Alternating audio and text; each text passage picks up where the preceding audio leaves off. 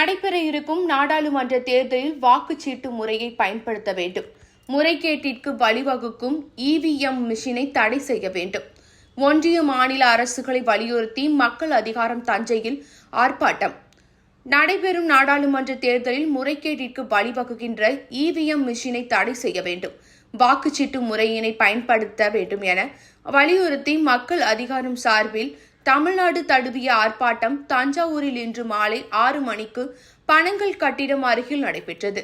ஆர்ப்பாட்டத்தில் மக்கள் கலை இலக்கிய கழக இணைச் செயலாளர் ராவணன், மாநகர செயலாளர் எழுத்தாளர் சாம்பான், இடதுசாரிகள் பொதுமேடை ஒருங்கிணைப்பாளர் துரை மதிவாணன், ஆதி தமிழர் பேரவை மாநில துணைத் தலைவர் MP நாத்திகன், ஆட்டோ சங்க பாதுகாப்பு பேரவை ஒருங்கிணைப்பாளர் லட்சுமணன், புதிய ஜனநாயக தொழிலாளர் முன்னணி ஒருங்கிணைப்பாளர் சுவாமிநாதன், மக்கள் அதிகாரம் நிர்வாகி ராஜன் பங்கேற்றார்.